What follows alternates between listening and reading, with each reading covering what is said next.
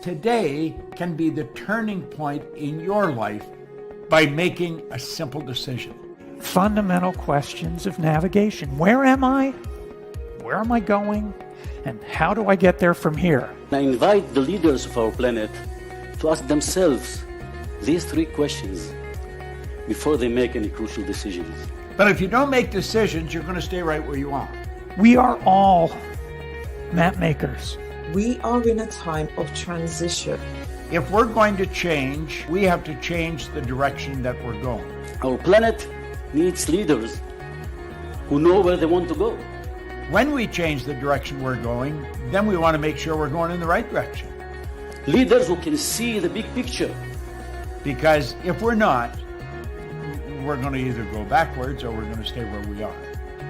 Recognizing the psychological and the spiritual shifts and changes that need to be made, often from the inside to the outside. To be able to shape your future, you have to be willing and able to change your paradigm.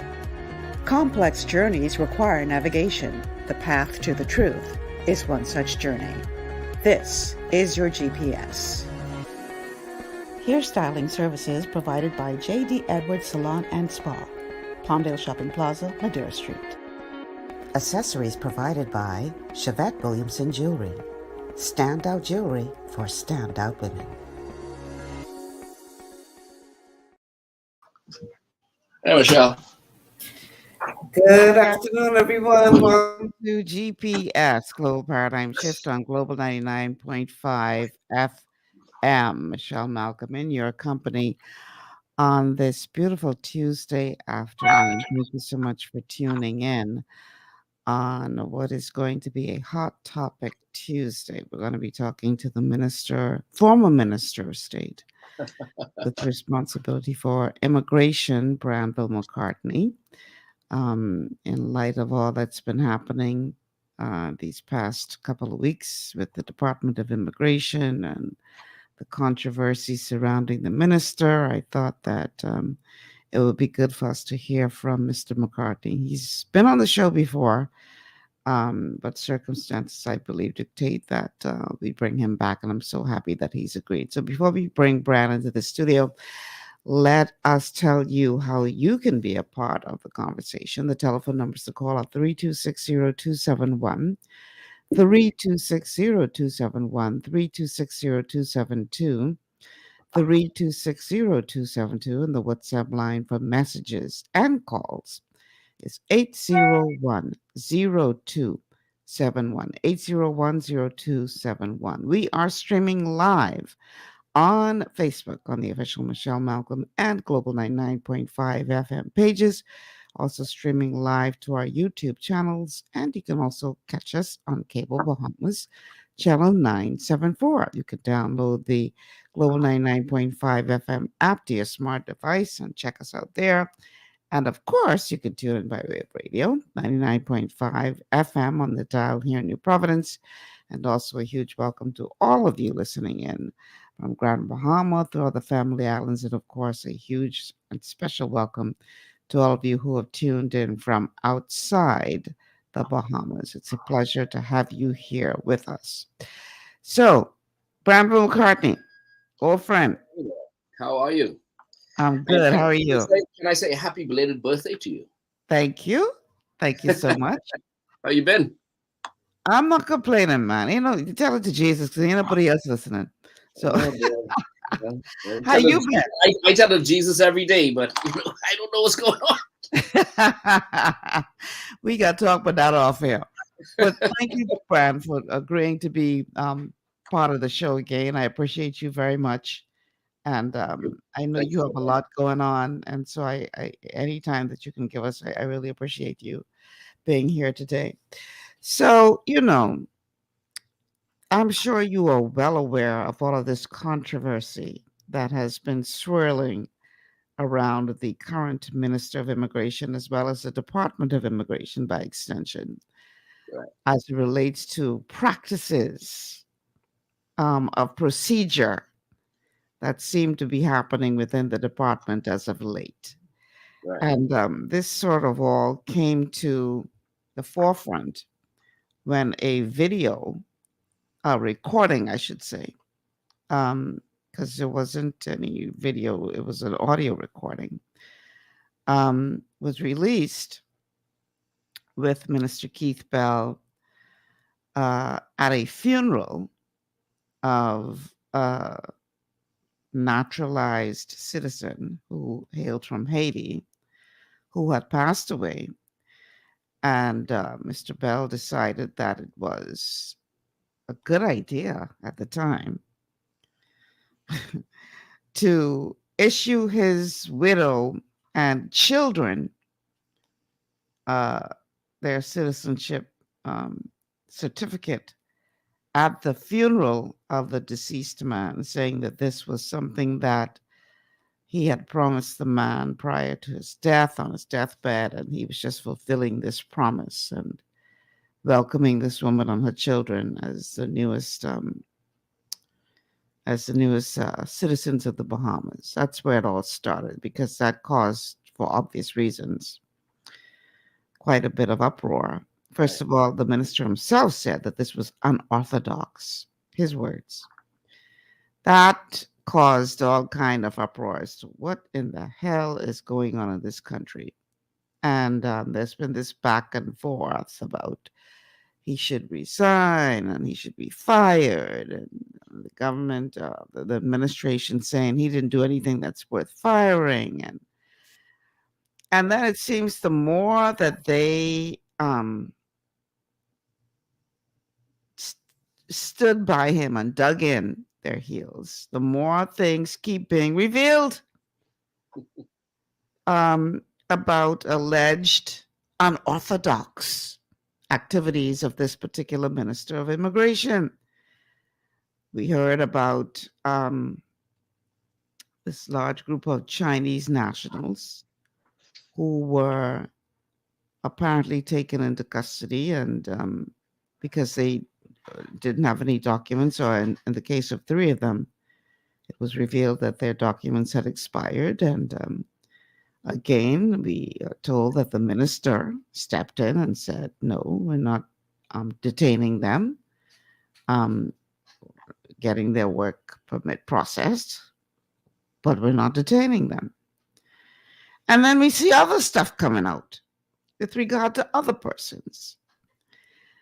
And it's like this is a never-ending fountain, it seems, of unorthodox activities on behalf of this particular Minister of Immigration.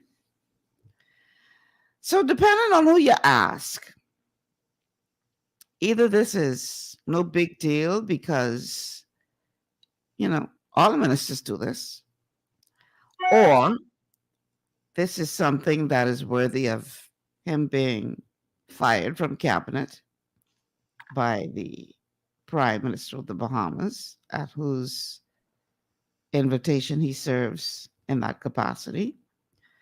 And I thought it would be good to have you on, Brand, because as somebody who sat in the seat with responsibility for immigration, I want to know which side of the divide of this argument is right. Is it true that this is just standard procedure for the way ministers with responsibility for immigration act? Is this how you used to act when you was in the seat? Were you just handing out citizenship willy-nilly like candy, left, right, and center, to who you felt like handing it out to, whether it be in a funeral setting or elsewhere? Or is this really no big deal? And I got some clips I want to play. We see now one political group saying that they threatening lawsuit against the government if they don't do the right thing. And then the chairman of the PLP saying, in his way, oh, y'all need to chill out because there's nothing unusual about this. And I'm paraphrasing, and I will eventually play the clip. So, but you sat in this seat, Brian. Right. Who is more on the side of right? The people who say y'all need to chill, there ain't nothing unusual about this, or the minister who seem hell bent on doing unorthodox things? Well, I think looking at from what I know, because I'm really getting secondhand information in terms of what transpired. One day you hear the citizenship was given a particular way, and then the next day you hear it's given us another way. Right. With regard to that situation, when I sat in the chair, the minister could not give a certificate of citizenship on his own. It had to Okay. go cabinet. So what we would have done in the Department of Immigration, we would have prepared the files for an immigration board meeting for cabinet for Mhm. citizenship. So Mhm. that decision certainly was not in the hands of the minister responsible for immigration. That was in the hands of the cabinet that the prime minister chaired. So if Mr. Bell had a certificate already to give out at a funeral, that tells me, unless things have changed, that it would have gone through the process of the citizen immigration board at the cabinet level that the prime minister chaired, and it would have been approved. Mhm. His actions would have just been giving the certificate after the approval from cabinet. Now, Mhm. I don't know if that's the process now. I mean, I've been trying it seems like the policy of the of immigration changes every 6 months. Whether you're applying for renewal of an application of work permit or otherwise, certain things change. So I don't know if the policy changed and Mr. Bell had authority on his own to give a certificate of citizenship to somebody. But there's a process prior to having the certificate, and that's the process I'm talking about.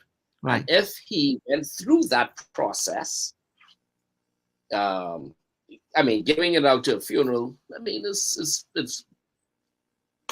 a little unorthodox or very much unorthodox. But if he had gone through the process, I mean, he could have given the citizenship out at any stage once the necessary protocols of giving it out was done.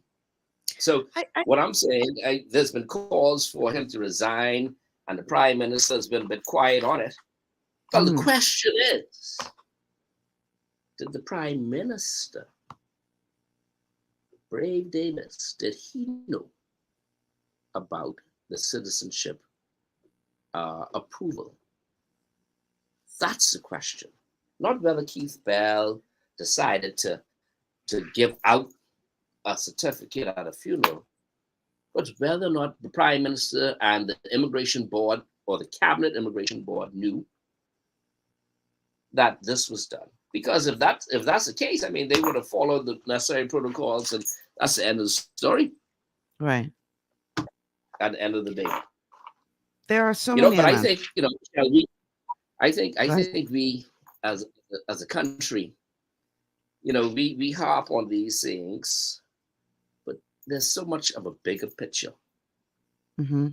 that we need to deal with as a country. I mean, Right. we could harp on and we single out Mr. Bell and all that stuff, which, I mean, there could be so many explanations. It could be right or wrong, but it's such a minute situation compared to what we have to deal with as a country. And if we're just dealing with immigration, it's such a minute problem with immigration. So, what do you see as the larger problem when it comes to this? The political, and I've said it on your show before, when Kai was there, he got locked up. I've said it's the political will to deal with the immigration problem head on. head on. Look at what's happening in Abaco. How the hell? How the hell? Now shanty towns being rebuilt in a matter of 2 years. Brad, you know, What is that? What is that all about? That tells me, let me tell you something. That tells me that could never happen under the watch of someone who had the political will to make sure that would not happen again. It was unfortunate that the hurricane came and wiped out the shanty towns. 2 years later, though, they right back there. What the hell does that tell you? but guess Something's what? not right. Abaco is just one of several islands that have been I know, inundated. I know. Saw But a I'm video using Abaco because unfortunately that the situation there with the hurricane, you know, the government had an opportunity to make sure, look now, this ought not to happen again, right. and put certain things in place. 2 years later, man, you got bigger shanty towns here now than you can shake a stick at. You know, but the I call question that is I call that a slap in the face of blaming people, quite frankly. I call it a absolutely. slap in the face. I'm sorry. I think, and I hear what you're saying about that being the bigger picture. I think, though, the reason why there's been so much focus being paid on the Bell aspect and everything that keeps coming out is because if you are the person who is responsible, you're sitting in the seat, you are the person who heads pretty much that ministry at this time. So you are ultimately, at the end of the day, responsible to a certain degree to ensure that the goals of the administration, at least, that you represent, and at most, the people of the Bahamas, as relates to protection of our borders and making sure that, you know, people aren't benefiting for front door benefits when they came in through the back door. If you are the person sitting in that seat with that responsibility, and yet you are seen to be, in many ways, it seems, violating the very responsibility that you have in favor of the people that you're supposed to be guarding us against, it's demoralizing for the staff of the department, particularly those who are not compromised, who are doing their work every day, trying their best to get these people rounded up. And then you can turn around and allegedly make decisions that, well, yeah, they came in here illegally. And one set of documents that's been released, this particular individual, it was seen, came to the Bahamas illegally, didn't have any paperwork, was deported. And the day after they were deported, all of a sudden their work permit shows up, and then they brought back into the country on that work permit. Then you have other cases where, last I checked, you're supposed to be outside the country when a work permit is being processed. But these people in the country and receiving work permit while they're in the country. And if you are the person who's supposed to be sitting in the seat of responsibility, and yet you are allegedly continuing to do these kinds of things, what kind of message you sending? Number one, to the people within that department who are trying their best, and I ain't saying everybody within the department trying their best now. Some of them, they're benefiting from all of this. That's why I believe that's a part of why this has been allowed to go on for so long. Because as I always say, follow the money. Who is benefiting financially from this influx of these illegal immigrants? Whether it be the money that they're making from human trafficking, or the money that they're making from cheap labor, or the money that they're making by having these people send money back to their own country. Somebody, some entities are making some serious money from this problem. So they don't want it to be fixed. Right. But as the minister with responsibility for ensuring that at the very least we follow the laws. Like you say, how? Hurricane came and did what many administrations were afraid to do. And yet within 2 years, the thing built bigger than it was before. Somebody got to be turning a blind eye to this. And if you are the minister sitting in that seat with responsibility for ensuring that this is done correctly, and now things coming out about you doing foolishness, allegedly, what kind of message you sending? And who are you working for? If not the Bahamian people. You understand why people are upset over all of this? There's no doubt about that. And you know, ultimately, I mean, we're looking at two situations here. If we look at the situation with the citizenship granting at the funeral, and then the Chinese situation with the granting of the funeral, the buck really stops at Prime Minister on that one. Mm-hmm. Period. Prime Minister, the buck stops with him, because the Prime Minister heads the Immigration Board, or when I was there, the Immigration Board granting citizenship.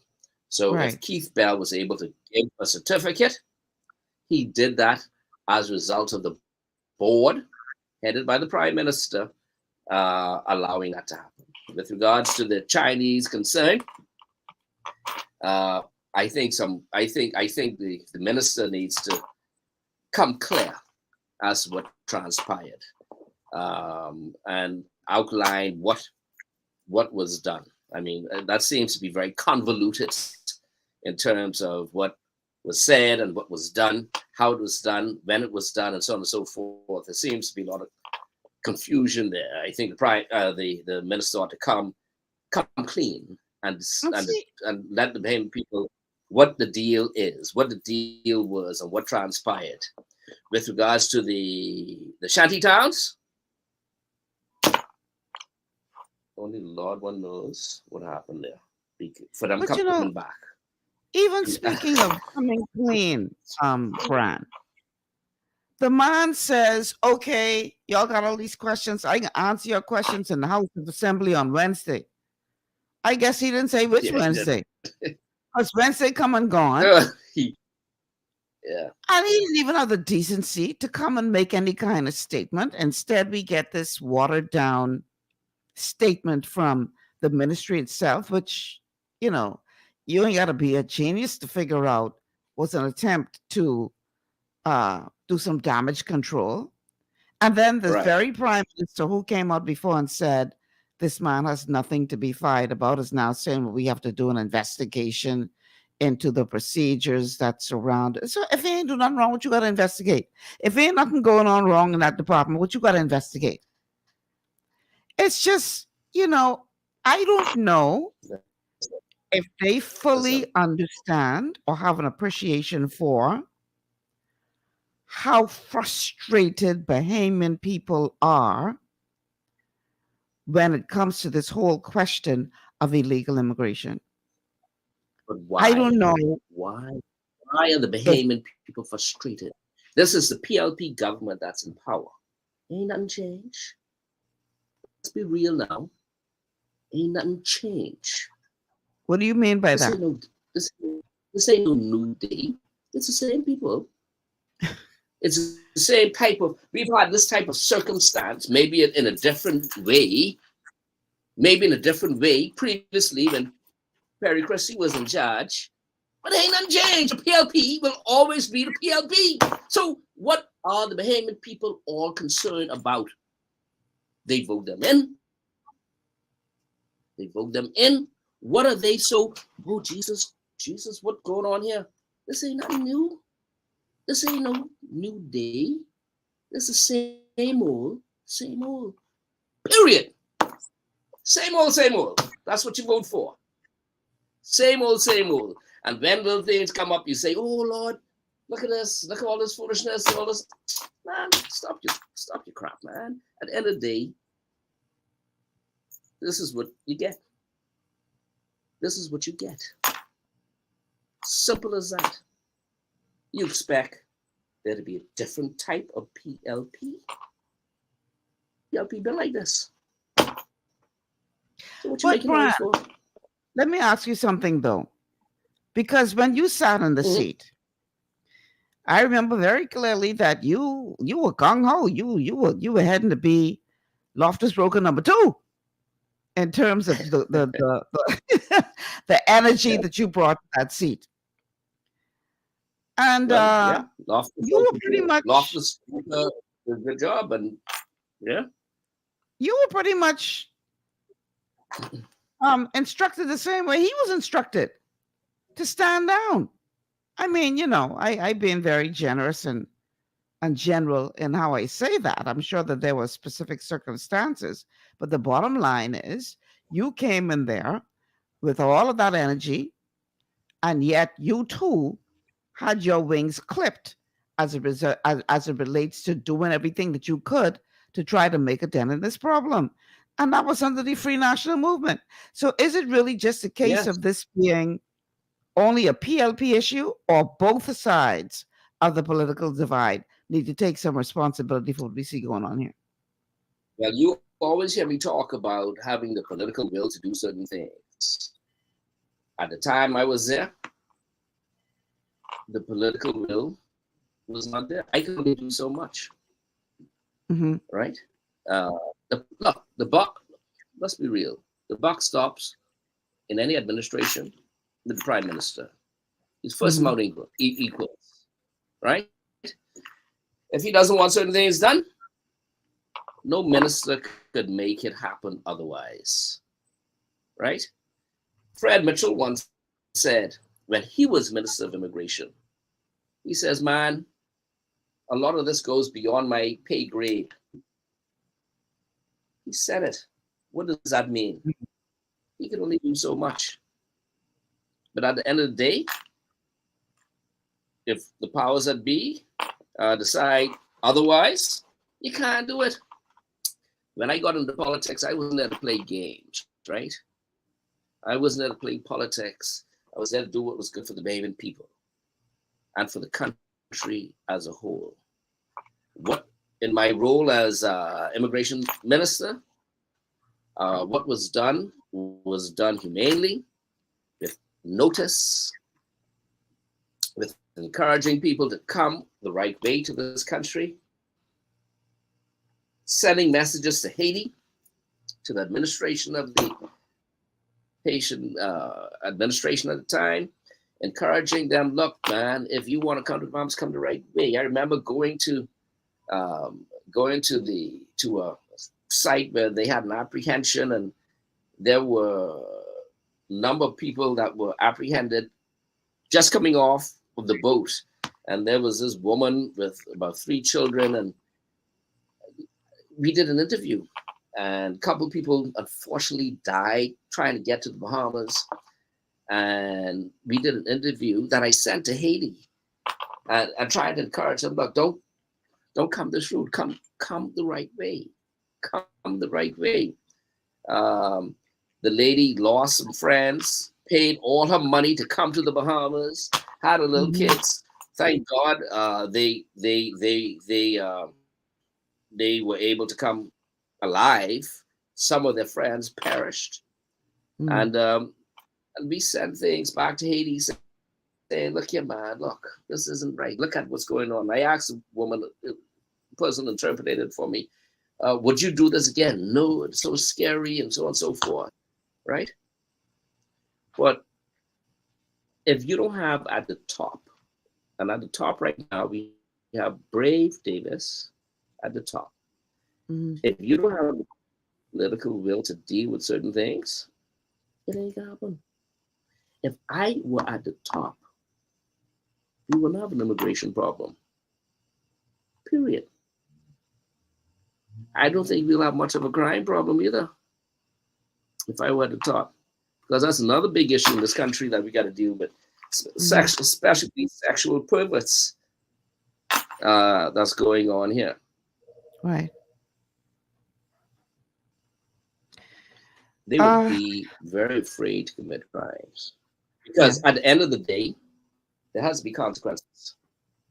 There has to be consequences. I understand you go and talk to the people about morality, and you talk to them, but look, you already have people set their mind to be criminally minded. So when these jokers decide to go and commit the criminal act, raping a 9-year-old, molesting and raping a 80-something-year-old woman, right? They need to, and when they're caught, they need to be dealt with severely. You don't play with these jokers. You don't play with them. You don't play with them, right? You need to deal with them. I went to Singapore a couple of years ago. And you can't chew gum in Singapore. Because if you spit that gum out on the side, well, you're getting locked up. They don't play with that. If you caught with drugs, they tell you in the news on the plane, they say, be aware, caught with drugs. In some instances, they send you to death. And they warn you about that. And they carry it out. They don't play. You can't be pussyfooting around with these jokers, man. You can't have them and having the public afraid and scared. Your child out and someone molests them. Listen, I do want a show on that on Thursday. It's just sickening. Well, we'll talk about it. Let me tell you something. That fella, that person who did that, money. Look, go see Jesus, man. He's a minister of society. He doesn't belong here. And people here saying God don't like ugly. That's ugly. That's ugly. Beyond. We have a call on the line. Caller, welcome to GPS. Hello. Hi, you're on the air. Yeah. How do we expect to get rid of this immigration problem when we have had 3 prime ministers talk about their family connection to the Haitian of Haitian descent? And then when you look at Alfred says, how many times have he said, "Oh, we're going to be tearing down Shantytown soon"? They created a committee. The committee is met. And every time you hear from him, "Oh, it's going to happen soon." They're not serious. And while they're talking about soon, there are people billing all through the country. Bigger and better than they were before. Brown, you need to come back. Brown, you need to come back. Thank you for calling, Brian. Ain't no double better, bigger. Huh? Say it again. Ain't no doubt about that. They building it bigger and better. Ain't no doubt about that. Yeah. And without any type of permit, any license, anything like that. And you as Bahamian try to go, and you've heard this over and repeated. You try to go put up a brick in your yard, and God forbid you don't have the necessary permit. They come in. Bahamians come in, deal with the other Bahamians, and knock it out. Tell you gotta get the right permit. But you have all this foolishness, put a slap in the face. Put a slap in the face. We're going to take a quick break. Conclusion. Be a jokey nation. Be a jokey nation in terms of how we run and govern this country. We jokey. Yeah. We play. Ain't no doubt about that. I mean, I've had the good fortune. I've traveled almost around the world. I've had opportunities to meet with governments, persons in first world countries and third world countries. And where we are, God has blessed us to be in such a place. But in terms of how we run this place, it's an affront, I think, to the Almighty. It's an affront. He got to be vexed with us, man. The level of, anyway, I didn't even want to go there because that only cost me to be upset all over again today. I had to do some banking today. All I needed to do is make one deposit and return a card. That took me almost 3 hours to make one deposit and repin a card. And this is what we are accepting as the norm in this country. And that's a private entity, much less a public one.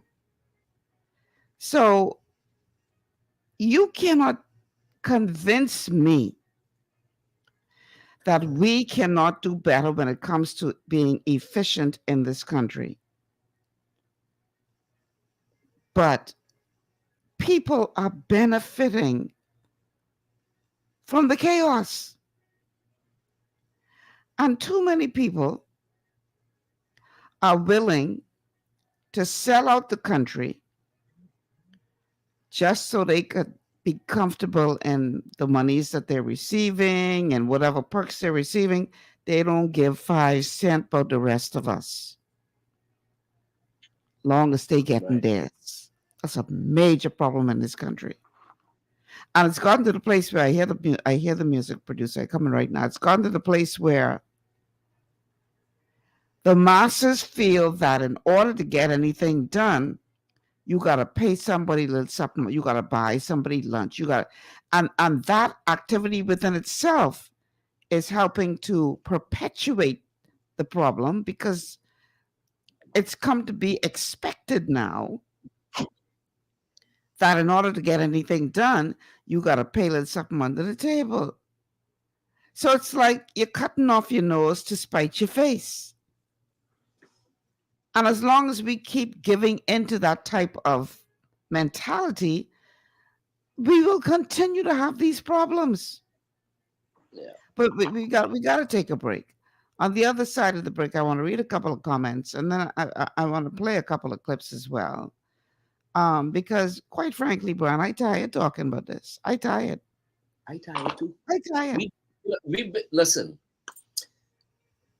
what we're talking about, Michelle, has been repeated over and over and over again. Again and again, many a years. scorch record. For many years. So I am tired of talking about it, because it's like falling on deaf ears. Ultimately, the Bahamian people are the ones who will have to make a decision in their mind. Look, we deserve better. We deserve to have a certain way of life in this country, which God has blessed us with.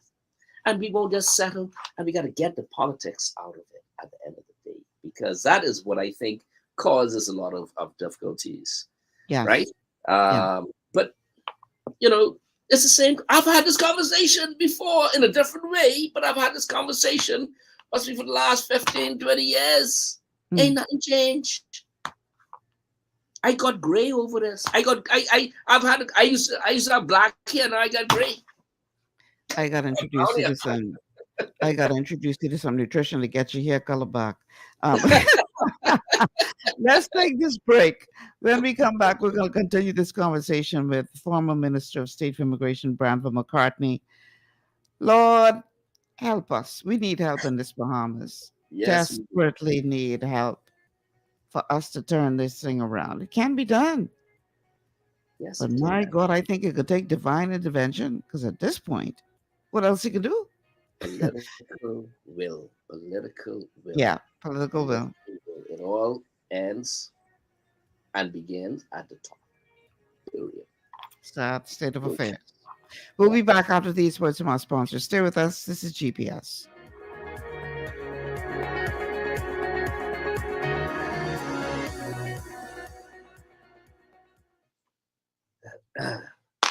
Global Paradigm Shift will return after this. Understanding your microbiome, also known as your gut ecosystem, can change everything you thought you knew about nutrition, digestion, immunity, and metabolism. Keeping your gut ecosystem healthy and balanced is essential. Ultimate Microbiome by Longevity was specifically formulated to optimize this ecosystem. It provides the advanced support your gut needs through prebiotic, probiotic, and postbiotic supplementation. Our unique blend of probiotics includes Lactobacillus and Plantarum, healthy bacteria that can help prevent harmful bacteria from taking over your gut. Increasing your gut's population of beneficial bacteria creates a more balanced gut microbiome, which has been shown to aid in weight loss, skin health, sleep, mood, and may even help with seasonal allergies. Ultimate Microbiome also promotes the production of postbiotics. Postbiotics are key to help regulate your gastrointestinal health. To enhance digestion, Digizyme Multi-Enzyme Complex, a blend of 5 specific enzymes, has been added to Ultimate Microbiome. It can help break down food so your body can better absorb nutrients. Plus, we've added our proprietary I-26 hyperimmune egg powder to aid in the elimination of disease-causing gut bacteria and help your body balance its immune response. Ultimate Microbiome, the scientific, proprietary, and holistic approach to gut health that helps optimize your body's entire gut ecosystem. To learn more, contact your longevity associate. Welcome to Sunshine Auto, the hardest place on the planet for a rim fix and tires. We are your auto superstore for rims, Lexani, Azaras, Trueform, Western, Lux, Fuel, Tracklight, Tough, Rough Racing, Velocity, Mud, All-Terrain, and low-profile tires. Cars, homes, and commercial window tinting. At Sunshine Auto, we put God first and customer is king. Blessed love. To stay healthy, it's crucial to make sure you get the nutrition you need every day. But it's difficult to get all your recommended vitamins and minerals from food alone. Even in the United States, 94% of people are deficient in at least one nutrient. Beyond Tangy Tangerine 2.0 by Longevity is a simple, convenient, and affordable way to help your body get the essential nutrients it needs. It's an advanced plant-driven multivitamin mineral complex that contains certified organic whole foods, trace minerals, and antioxidants. BTT 2.0 supports your body's natural defense system with a proprietary blend of energy-boosting and body-loving nutrients, plus prebiotics, probiotics, amino acids, and enzymes that support digestion. With an unusually high ORAC score of 8,000, you get even more antioxidants to help combat free radicals that can cause damage to your cells. But to get the most benefit and value from any multivitamin, your body must be able to break down the nutrients so you can fully absorb them. Otherwise, they'll just pass through your system without doing any good. Beyond Tangy Tangerine 2.0 was specially formulated with synergizing cofactors to ensure you get maximum nutrient absorption. Beyond Tangy Tangerine 2.0 is the easiest way to give your body the balance and complete daily vitamin mineral supplement it needs for optimal support of your overall health. To learn more, contact your longevity associate. This portion of GPS is brought to you by Tiki Bikini Hut at Junkanoo Beach. Great food, cool tropical drinks, and family fun in the sun. Welcome back to GPS Global Paradigm Shift on Global 99.5 FM. Michelle Malcolm in your company on this beautiful Tuesday afternoon. We're talking to the former Minister of State for Immigration, Branville McCartney. Here's how you can get in on the conversation. The telephone numbers to call are 3260271, 3260271, 3260272, 3260272, or the WhatsApp line for text messages and calls is 801-0271, 801-0271. We are streaming live to Facebook on the official Michelle Malcolm and Global 99.5 FM pages. You can also find us on our YouTube channels, or you can check us out on Cable Bahamas, channel 974. You can download the Global 99.5 FM app to your smart device and check us out there. And last but not least, you can listen in by radio. The place to find us on your dial here in New Providence is 99.5 FM. And a huge welcome to all of you who are tuned in, whether it's from New Providence or Grand Bahama, the rest of the family islands, or from outside the country. Welcome to the show. We have a call on the line. Caller, welcome to GPS. Good morning, Ms. Malcolm. Good Hi. morning, Mr. McCartney. Hello, sir. How are you?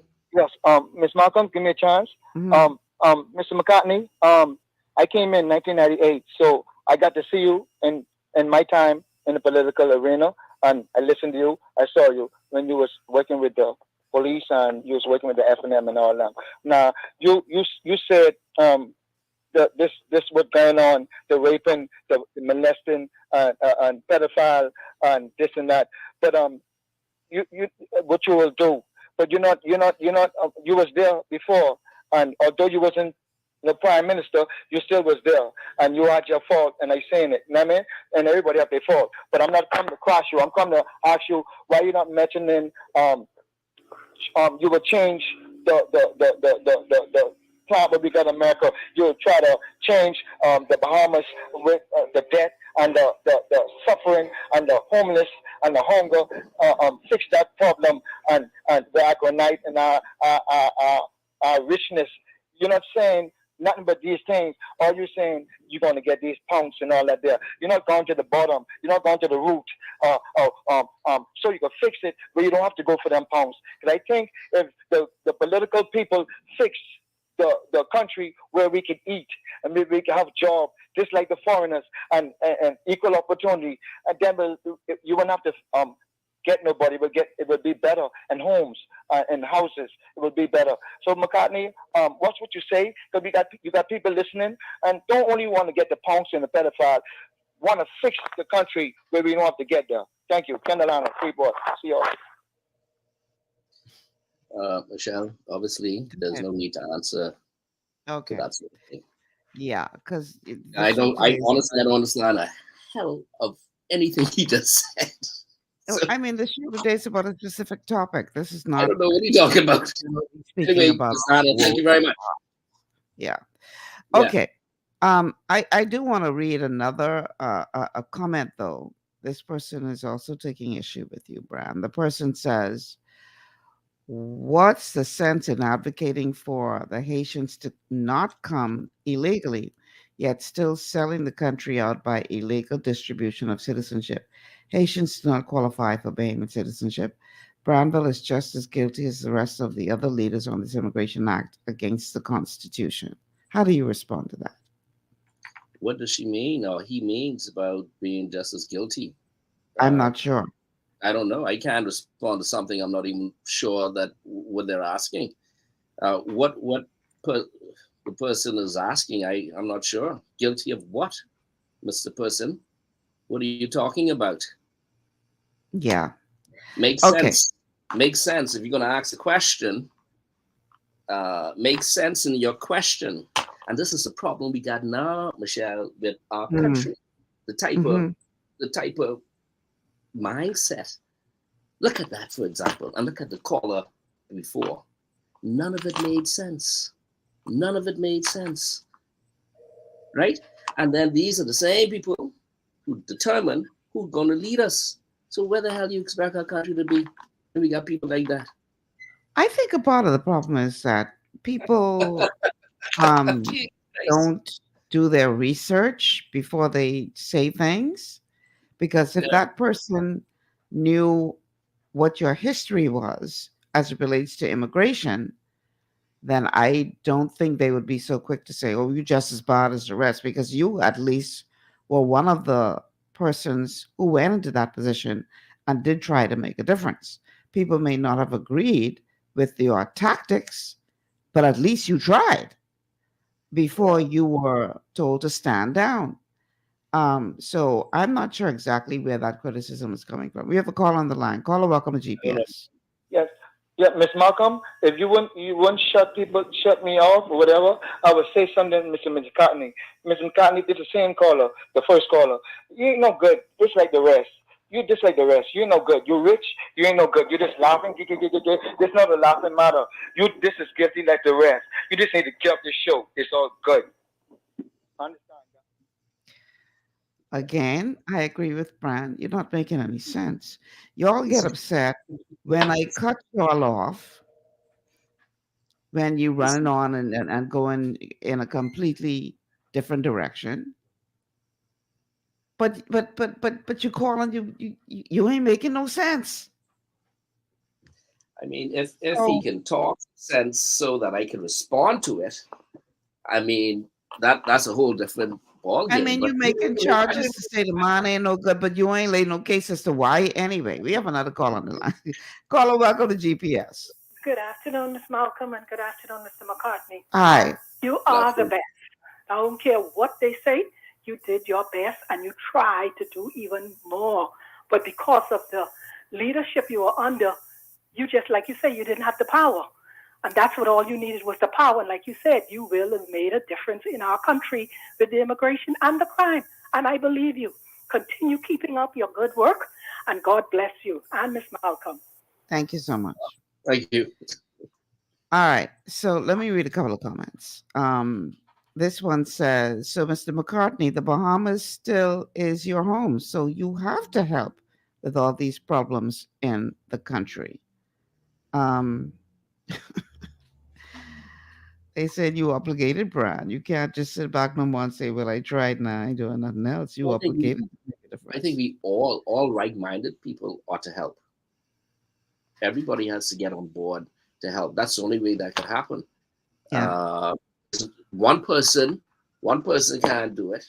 It takes the community of right-thinking people to try and get this country back on track. And I mean, there are many people out there who have better ideas, I'm sure, than I do, who can even do much better job than what I so-called did, right? But I think all those persons, we all ought to get together. One person can't do it. When I was there, I tried, but one person can't do it. When you go to the polling booth and you look around and you're the only one voting for yourself, what can you do? What can you do, right? So. I want to read this other comment. It says, good day all. Under the FNM administration, Haitians who were caught were ordered released, and there was no recording of their identity, no record of their living arrangement or anything. But Mr. Ingram said once things stabilize in Haiti after the earthquake, they should return to be reprocessed. Yeah, I remember that. Like that was ever going to happen. That was the earthquake in Haiti, and Yes. Mr. Ingram allowed all. Again, this is just an example. We didn't know this was, as a minister, we didn't know this was happening, but the prime minister determined that persons who were being held in the detention center be released. Mm-hmm. How silly!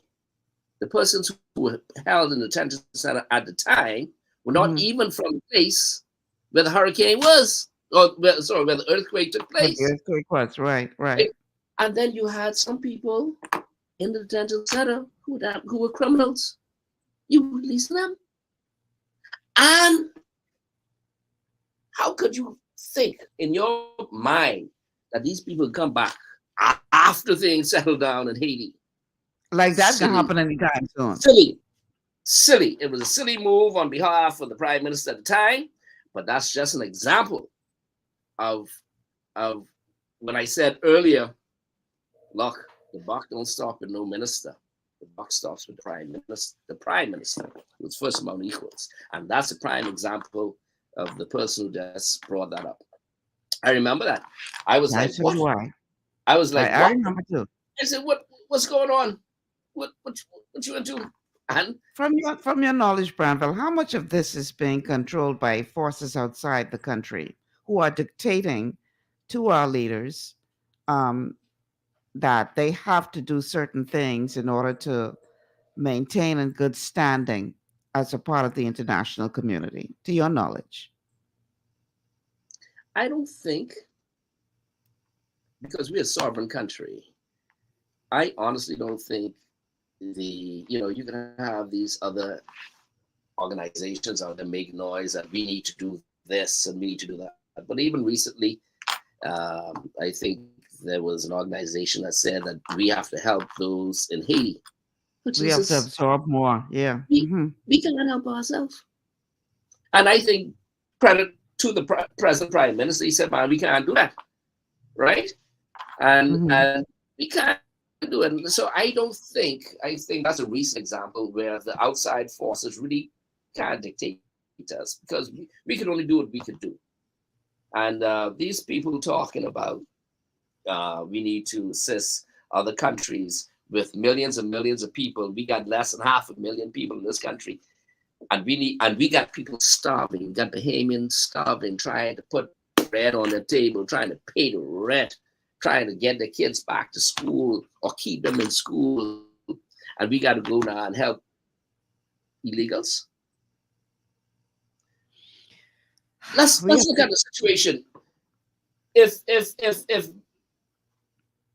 the roles were reversed and we were in Haiti, right? There wouldn't have been a question about helping the Bahamians, The question would have been, what is the deepest, darkest cell we can lock them in? You ever been to Haiti? I've been there. No. And they don't play. You go there legally, you don't obey their laws and stuff like that. Even when you obey the laws, they could deal with you harshly. Right? So all these other, I don't think, I go back and the buck stops to the Prime Minister of the day. We have an example of Mr. Ingram letting the people out. He did that on his own accord. No cabinet decision on that one. I was just told, look, some people need to be let out. I was like, what? Mr. Brave Davis answering that association that said that we need to absorb, he said we can't. That means no. Right? So at the end of the day, the Prime Minister, he determines how his country is run. And he ought to do it in the best interest of the Bahamian people and have the political will to do it. Some prime ministers will, and some prime ministers won't. But from what I've seen, the prime ministers that we've had, they somehow get stuck in the middle. And I think it all boils down to politics. Right. It's that We vote. have two callers. We have two callers waiting on the line. Caller, welcome to GPS. Thanks, Michelle. So, Ms. Michelle, my biggest problem right now is immigration, and that's here on the island of Abaco. Okay. And even though so many persons are stating that we have so many different companies that are coming in to do developments, what they're not telling you is that they sit down to the table, and these heads of agreements that they put into place means that some Bahamian's going to go hungry, some Bahamian is going to go without a job, some Bahamian is going to go without being able to provide for their lifestyle, because these foreign companies that are coming in, they need to be able to bring in so many, this 300 persons, Baker's Bay, for example, then you have Finding Bay, then you have other organizations that are coming into Abaco. But when are the Bahamian people actually going to be first? When are our immigration laws actually going to take effect and protect us as actual Bahamians? And the fact that I saw where the Prime Minister is stating that this is the lowest the unemployment rate has ever been up, I'm trying to understand where it's at. Because the bread and the butter that everyone's talking about, it's not for Bahamians. It seems as if that bread and butter is for either you're Filipino, a Colombian, a person from Mexico, or everywhere else except Bahamians. But you all force every other tax that you can think of down our throats. Like, it's the worst I've ever seen it in my life. Thank you. Thanks for calling. To that caller. Can I say an amen to that? Can I just say an amen to that caller? Amen. Sure. If it was Sunday, I would have said hallelujah. And I would have caught the spirit and probably spoken tongues. It ain't got to be Sunday for you to do it. You can do it any day. No, but to the callers, yeah, I know there's another call. To the caller's point, though, I remember prior to the pandemic, I was working out, right, at the gym, and they were having some repairs done by a major, a well-known Bahamian company, construction, company. And the workers that were in this place doing the work, and all they were doing was changing tiles, from what I could see, were all either Mexican or, anyway, they were non-speaking, non-English speaking Latinos. Yeah. And I'm looking and I'm saying to myself, you mean to tell me that this company couldn't find some Bahamians who could lay tile? we got to import people from another country to lay tile? Now, if this was some specialized work, I could say, well, I understand that. We don't have Bahamians who are qualified to do that. So you got to bring the people in. How many Bahamians out there could probably run circles around those people in terms of their ability to do something as simple as laying tile, who were not given the opportunity because those people were willing to work for cheaper? And I'm assuming that's why they would have gone through the process of getting the people work permits, and I'm hoping that that's what they did, than to hire a Bahamian to do the job. We like to throw this narrative of Bahamians don't like to work, Bahamians lazy, Bahamians this, Bahamians that. But I know there's some good people out there who are looking for work and who aren't given the opportunity because you figure they're a liability because they can charge me too much and I could get the work done for cheaper by bringing in somebody who can do the work for cheaper. I'm saying to myself, who approved this? Because they couldn't just bring these people in willy-nilly. Somebody had to approve this. We have a call on the line. Caller, welcome to GPS. Yes, good afternoon, Ms. Malcolm. How are you doing? Excellent. How are you? I'm blessed.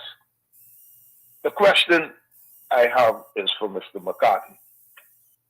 Mr. McCartney, during the Ingram administration, you stated that the cabinet didn't make that decision to release the Haitian national when the earthquake happened in Haiti.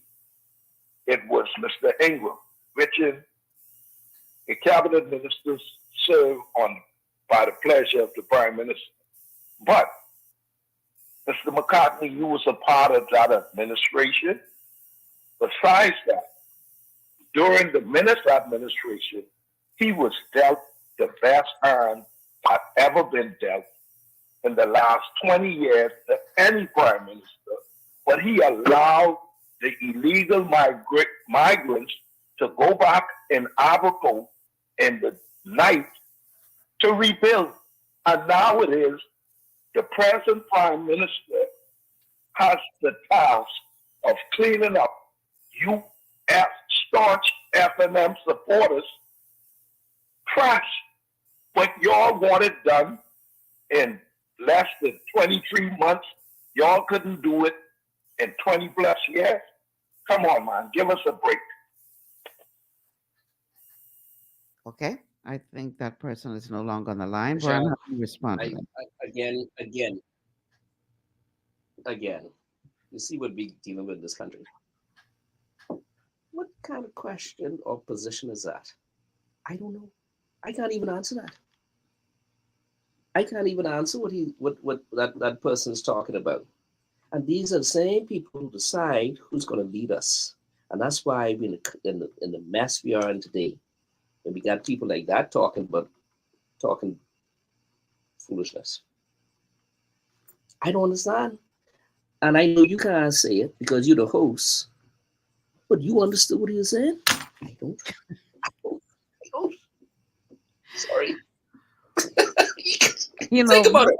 This is the problem we got. That's why we end up in the leaders we get. That's the problem we got. I always say problems, that we need to stop making this immigration problem like crime. Brian, you're breaking up quite a bit. You're in the matrix.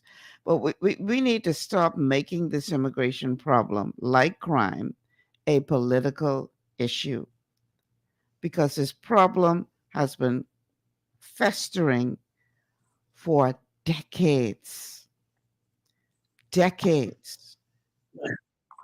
And for anybody to stand by and say, oh, the PLP cost this, oh, the FNM cost this. Listen, man, Peter ain't no better than Paul, because both parties had opportunity to put a dent in this. And both parties, in my estimation, failed miserably. Miserably, with a capital M, when they could have done something about it. And Exactly. again, Loftus Roker, way back then, he foresaw this,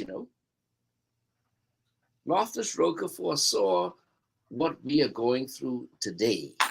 Mm-hmm. And, he just recently made a comment about where we are today, and the problem that we have today is lack of leadership. Lack of leadership, right? We can't be telling the world one thing. I'll give an example with regards to climate change. Right. We can't be telling the world you stand up against climate change, and look how we generate our country. Look how we generate, and not only that, right? I understand you came in, that's how it is. But now, what are you going to do to change it? You out there speaking to the world about climate change, but you have not spoken to the Bahamian people on how we're going to have alternative energy in this country, right? What does that tell you? That's an excellent example, Brandon. What does it tell you? What does that tell you? That tell you BS in the Bahamian people, period. What does that tell you? I find it amazing if you're going to go out there to the world and talk about climate change, and you got the Bahamian, your own country now, although we're a small country, look how we generate our country, right? And you're not saying anything to say, look, this is the plan that we have to change for alternative energy, for alternative energy, so we can get rid of these gases that's hurting our environment, and that's costing the Bahamian people. Or make it easier for Bahamians to come off the grid. Make it easier for Bahamians to go solar instead of making it harder for them. Have you heard anything in that regard? Not me. Of course not. I haven't heard anything in that regard. But you can hear everything around the world about this climate change and how it's affecting us, and we need to get repaid for the damages these other countries do. What are we doing to ourselves? What are we doing to ourselves? Stop. It all goes back to what I say often, Branville. Follow the money. Yeah, I know. Somebody or somebodies in this country are benefiting from it being the way that it is. These some powerful oligarchs who don't want it to change because then that's less money in their pocket. And when I say oligarchs, I only talk about white people. I know. Okay, then. Let's call a spade up in here. I know. You cannot tell me that decisions could not be made long ago to fix this problem, but certain people are benefiting from it being the way that it is. And they're very powerful people in this country, and they're not willing to give up their position of power just to make the rest of y'all comfortable with a little less bills. That's your headache. Yeah. So, I don't know. Sometimes I feel like it's a losing battle, honestly. You're talking to hear yourself, because until we are able and have the will to identify people who are going to stand up and say right is right and wrong is wrong, and I don't care how much money you have and how much influence you think you have in this country, enough is enough. We're not going to sell out our people any longer so you can continue to get richer and richer and richer while our people are getting poorer and poorer and poorer and suffering, while at the same time it seems that the foreign entities have a free ticket to do whatever they want to do.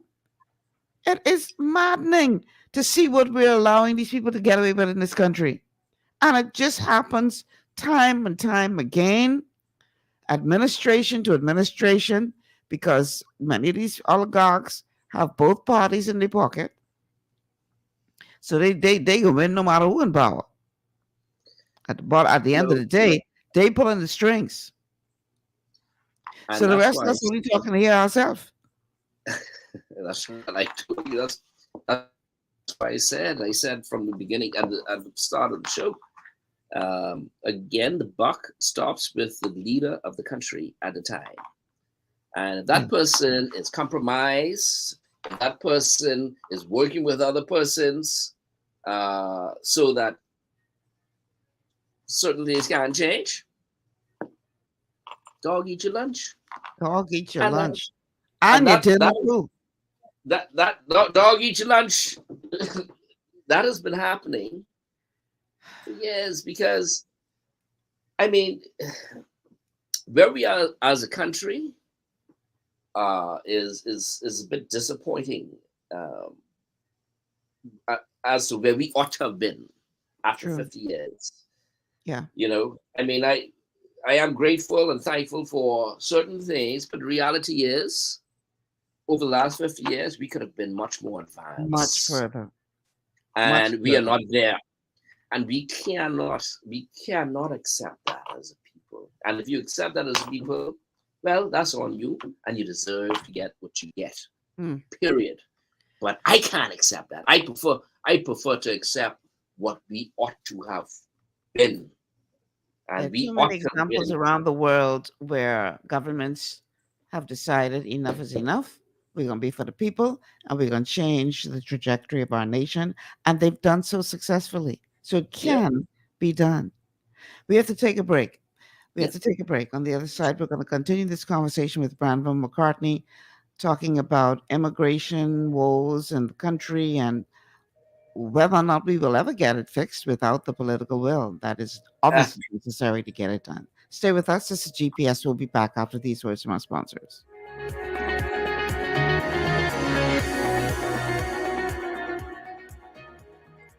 Global Paradigm Shift will return after this. Your body's immune system is under constant pressure from things like stress, lack of exercise, and toxins in the environment.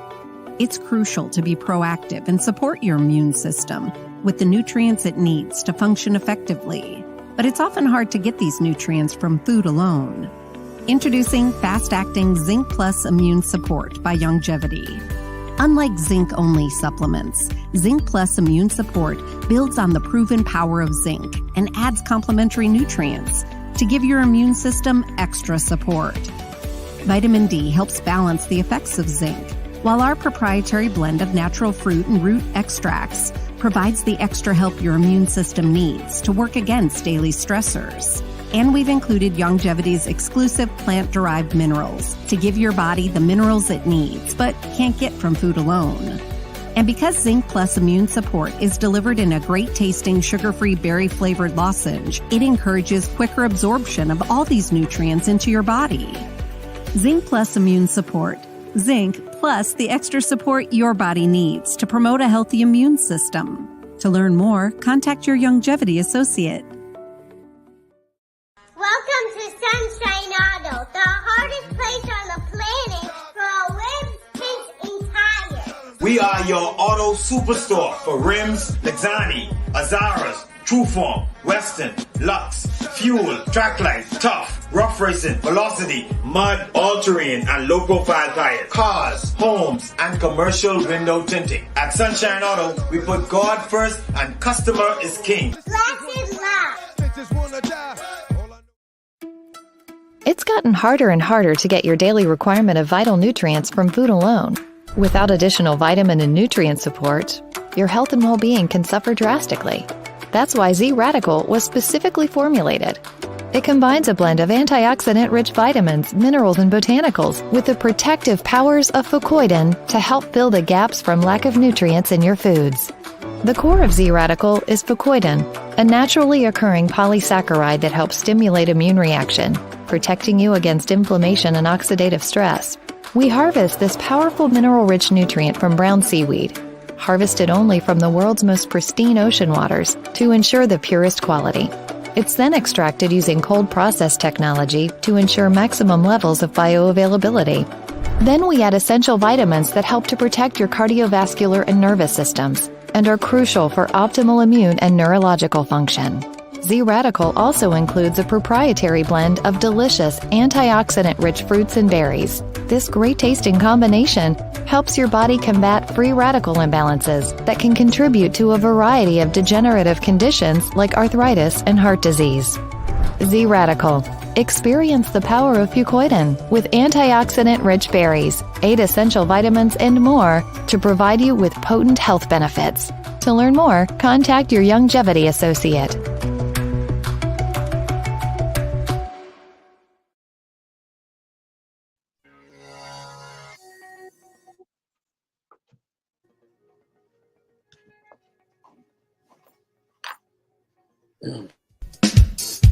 Aye.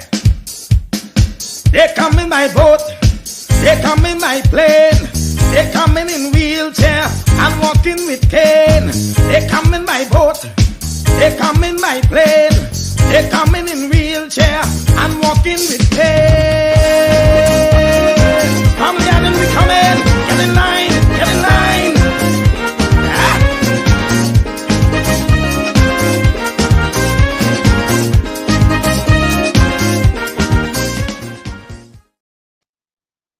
Welcome back to GPS Global Paradigm Shift on Global 99.5 FM. Michelle Malcolm in your company.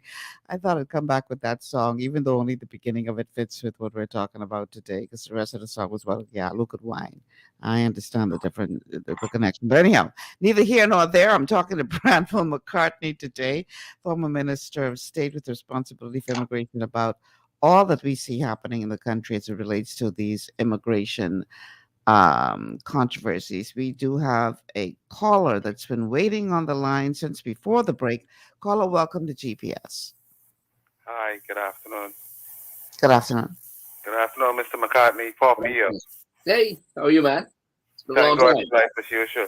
You know, I listened to Miss Malcolm just now, and she was pointing out that, you know, I paraphrase and like at the end of the day, the hierarchy or the rich people, they would have they say in spite of what we saying, and it make me to ask you, when you talk about leadership also, and I wondered, like, if you would have had the opportunity right now, Mr. McCartney, to be the Prime Minister of the Bahamas, how you would have deal with certain situation. I know the show don't give you enough time to really go in details and explain, but like in a nutshell, like, you know, one of the first one or two things you would have do to help with the situation. Let me give you an example. You're familiar with the shanty towns all over the Bahamas. I wonder what you would have done. One of the first things you would have do to deal with the situation, from listening to the news and how far we done get from talking all of these years and what we done do, all the conflicts and everything and all the situation. When you think about all that, not all of that, how you would have deal with the situation, how you would have deal with the situation with Prime Minister Davis talking about he investigation or they investigating the Minister of Immigration, Keith Belfast's actions from public servants, talking about him interfering. I talk about interfering in a serious ministry like immigration, a serious matter like that. I wonder, like, how you would have deal with it, because some of us feel like you didn't have to take the Prime Minister to come back here to tell us that. He could have fired him from then, or give this statement, although we don't accept it. We think it's garbage. You understand? So I wondered, like, how you would have deal with those situations. And BPL, sir. I mean, from the information what you get from about BPL, what was given to the public or what you might know. So, Papa, with all due respect, we ain't talking about BPL today. So let's just... I just was thinking about if he was there, like how he would help us with our problems right now, what we going through. Yeah, but that BPL is another show. Let's stay leave that focused for on another show. Yeah. See if he could answer that one with immigration. How he would have deal with Keith Bell. Right. He would have leave him there and talk about investigation. How could the Prime Minister investigate something like that? This should be public. I don't know if it's public. I'll hang up and listen. Thanks. Thanks for calling. You would ask about the shanty towns and Keith Bell and the Prime Minister. Let me do the shanty towns. If I were Prime Minister, there would be very limited or no shanty towns in this country. Now, I know the previous administration tried it with regards to trying to eliminate the shanty towns. And they came up with a roadblock through the court system. Well, as the leader of this country, I would have dealt with the shanty towns and deal with the court system on the back end. You have to take the prime minister to court for him to deal with that, because ultimately what we're doing is in the best of national security for our country. Hmm. You understand? So I wouldn't sit back. The court could say, have the injunction. I would have dealt with the shanty towns, and then you come after me on the back end, but I could deal with you. Period. As leader of this country, I'll get what my mission is done. Period. And then you come after me as all you want, right? But I would have dealt with this. I wouldn't sit back and 5 years later, you got shanty towns all about the place, and these people here illegally and building stuff illegally, continue to do things while the prime minister can't do nothing. That don't sound right to me. I'll deal with you in court, but I'll deal with you on the back end after I get what I have to do done. With Keith Bell, I don't, that seems to be political in terms of what the prime minister's doing. If I had a minister who was out of control or went out of the boundaries of his duties, that certainly would have been brought to the attention of the Bahamian people, and a determination would have to be made to have him fired or otherwise, just like I would do in my business or businesses today. If you go outside the rules, you probably get fired. But that's an individual prime ministerial position to take. But I certainly would have informed my cabinet prior that I would let them know how I am. I mean, look, man, we got to play by the rules in this thing. We got to do what is best for the Bahamian people. If you get out of hand, I ain't your friend. I deal with you accordingly. Right. Just like I'll do in my businesses. I mean, we could have a drink after work, but if you get out of hand, I'll fire you. It is what it is. We have another call on the line. Caller, welcome to GPS. Yes, good afternoon. How are you doing? Good, how are you? Mr. McCartney? Yes, sir. First of all, right, with all due respect to you, right, what rule did Keith Bell break? I mean, not personal, no. I mean, not PFPF. And I mean, what rules, because you was there in immigration, right? All right, now, what rules did Keith Bell break? Answer, please. And then another thing, and then, Mr. McCartney. Listen to me, right? He's listening. Go ahead. Yeah, the last government, the FLM government, okay? Fred Smith, who was a friend of the FLM, he filed an injunction, okay? This government lifted. Remember, Mr. McCartney, not disrespect with the law, the Prime Minister, no. I think you forget. I mean, the Lord Prime Minister forget. I think you will know it. The Prime Minister is well voiced of the law, and he will do things the right way. See this, McCartney. All you're saying right now, you will do it first and give the courts in the back end. That mean you don't respect the law. Answer. Do you respect the law? All right. I'll answer both. Do you respect the law? Listen, man, I've been a lawyer for 33 years. And you're the Prime Minister. I've been a lawyer for 33. I've been a lawyer. I answered your question. Caller, if you're going to ask him a question, give him an opportunity to answer. I answered the question. Okay. Say what? Hello. Go ahead, man. I said if you're going to ask him a question, give him an opportunity to answer the question. No, all right, no. But I tell him something. The law, brave deals forget. John McCarthy will never know, okay? The Bahamas is a country of laws and international laws also, okay? So stop playing the political game in this chat on these talk show. Try a song high and mighty, but we all know you work for Michael Penn, okay? Talk facts. Keep running breakdown law. I work for who? I remember last thing. The law, brave deals forget. You will never know, okay? Thank you so much, caller. You made your point. Brian, do you want? Again, we go back to the same thing as to the type of people and their mindset we got in this country. Firstly, I don't work for Michael Pintard, as he said, or anybody else. I've been working for myself for the last 20-something years. And prior to that, I was a partner otherwise for about 10 years. Otherwise, I haven't worked for anybody in such a long time. Secondly, with regards to whether I respect the law, of course I do. I respect the law and I know the law. And that's why I advise that I would have done things a different way, because I think I know how the outcome would be legally. And I can't remember what the other question was. I wanna ask you a question. Well, let me put it this way. We have a I know there's a call on the line, but before we go to that caller, we have somebody that sent in a message, and the messages are coming through fast and furious, both on Facebook and on WhatsApp. But this one is coming in by way of WhatsApp. It says, "What is Mr. McCartney's view in regards to the Nationality Act and its validity? The PM also said he wants the IDP to take its feet off the neck of the Bahamas, but what about his feet on the Bahamian people's neck?" Now, with regard to the question as it relates to the Nationality Act, every Monday here on the show, we are looking at the Constitution of the Bahamas. And for the past couple of weeks, we've been comparing the Nationality Act to the Constitution of the Bahamas to see where the two do not meet.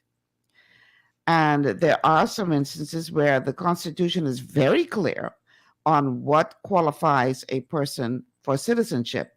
And yet, the Nationality Act is very liberal in saying, oh, well, the minister at his discretion can do this or do that. So it seems that the current administration is standing on the grounds of he acted within the confines of the Nationality Act. Right. But if the Nationality Act goes against what is in the Constitution as it relates to who qualifies for citizenship, should not the Constitution take precedence over the Nationality Act? So anyway, the question the person is asking via WhatsApp is, what is your view on the validity of the Nationality Act? I mean, that's a broad question. I mean, which portion of the Nationality Act? When it comes down to the Nationality Act and the Constitution takes precedence. The Constitution is the highest law in the Bahamas. That takes precedence over every other law. Right. So if there's a conflict or concern or ambiguity regarding the Nationality Act and the Constitution says something completely different, it's what the Constitution says. And I do remember what the last question that caller mentioned. He said, what law did Keith Bell break? Right. I never said he broke any law. As a matter of fact, I said Keith Bell made when I was there, in terms of him giving citizenship, he only could have done that with the permission of the Immigration Board through Cabinet, who's headed by the Prime Minister. So I didn't say he broke any law whatsoever, Mr. Caller. There seems to be some kind of disconnect, because in the one instance, Mr. Bell said that he would have spoken to one Mr. Chester Cooper about the issue as it relates, I believe, to the Chinese, and then Chester Cooper come on and say, I ain't talked to me. And it's just all of this back and forth and mix up and who say this and who ain't say that. And then, again, you don't add fuel to the fire by avoiding dealing with the fire to begin with. Mm-hmm. And whether or not that is what he was doing, the appearance is that he was avoiding the fire when he did not show up, I'm talking about Bell, to the House of Assembly like he said he would to answer specific questions. When you go just not show up, it just, anyway, we have a call on the line, right? Let's go to this caller, and then I want to play a couple of clips, because like I said at the outset of the show, it depends on who you talk to, what the position is as to whether or not Mr. Bell did anything wrong. Let's go to the phone lines. Caller, welcome to GPS. How you doing, Ms. Malcolm? Good. How are you? I'm blessed. And your guest, Mr. McCartney, that's his name, right? Mm-hmm. Yeah. I want to say, first of all, Mr. McCartney, you ain't got to be listening and hearing what these people them talking about, you this and you that. The issue is the immigration. You see what I'm saying? And the problem would we have. So you don't got to mind that back and forth with that next caller said. But what I try and understand is, like what Michelle Malcolm said, the law is the law, right? The Constitution supersedes every law that there is, right? If I understand that right? Correct. Yeah. Okay, now my question is, and this ain't to you, Mr. McCartney. I just want to see how you respond to it. Right. Even when you was there and whatnot. And I know you had people who was, whatever it is you wanted to do, you had people above you would stop that. But I'm asking this question. If you see the Bahamas have a problem, an immigration problem, why is the leaders them not tackling it? And if you say this fall to the feet of the prime minister, let's say that's Brave Davis at this time, and your eyes on the ground is Bahamian people who telling you, hey, we have a problem in Abaco. Hey, we have a problem in Eleuthera. Hey, we have a problem in Andres. Hey, we have a problem in Grand Bahama. These your citizens telling you that. You understand? Why you ain't acting upon that? And then two, why are we qualifying people to be citizens of this country when we know that they have to be they have to renounce or they have to be under the colony? Why are we making exception for that? Then three, how could somebody just come to your country, claim a land, build on it, and this goes to Mr. Alfred says, because something got to be wrong if he just standing there telling you how much committee that the Bahamas need for a government to act. If Mr. Brave Davis is the so-called king, I'm just asking, how much committee have to be formed for Alfred says to act, for the king to say, okay, yeah, do this. The guy talk about treaties. The last thing I ever figured out, I thought he was a southern land. So I need you to clarify that and don't dance around it. I know you educated and whatnot. Don't dance around it. See, what we want to know is what happened to you. You ain't never say who pulled the trigger on you. You in the politics no more. So who pulled the trigger on you to stop? Expose that person, man. That's all I saying, expose that person so he could get exactly what the Bahamian have for him. You know what I mean? Yeah. That's all we want here, man. Thanks. Because if you ain't following the law, then you breaking it. I leave that right there. Thanks, caller. Now, for the record, it's no secret who made the call, but you young, so you might be too young to know the story. But anyhow, Brian, go ahead and let you answer him. And well, he isn't asking questions only the leader of the country can answer, right? In terms of why certain things happening in a certain way. It's only, I can't answer why it's happening now. You need to ask the leader of the country that. I mean, there are certain things that's going on that, we talk about immigration, that should not be happening. But why it's going on, I can't answer that. Only the Prime Minister and the Minister of Immigration can answer that at this time. Regarding the shanty towns, regarding persons getting necessary citizenship and what have you, that I can't answer that. I can't say why it happened. Only thing I could say, as I said at the beginning of the show, was that when I was sitting as a minister, in order for persons to get citizenship, it had to go to cabinet. In the department, we would have prepared the files for citizenship and present them to cabinet. Cabinet had a board that would determine citizenship, and that board was headed by the Prime Minister at the time, and it was either yay or nay. And if it's yay, they get the citizenship, and the minister then would present it. And that's why I said I've never said that Mr. Bell said anything illegally or did anything illegal, because he would have had to been acting on the instructions of the immigration board through cabinet. Now, if he didn't do that, that's a whole different story. I think what the caller is getting at, when you were sitting in the seat, I do remember you going out on helicopters to do an assessment to see where all these shanty towns existed.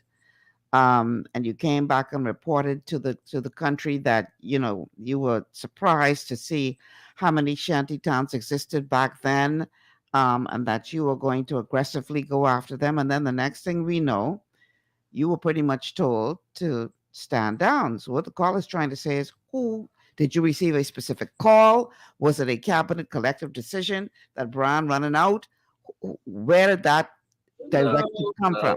Listen, I've said it before. There are certain things that I wanted to do in immigration that I was not allowed to do. I'll give an example. Something called Immigration Watch, like Crime Watch in the Southern Corridor, because we determined immigrants were coming into a certain area every year, a certain time of year.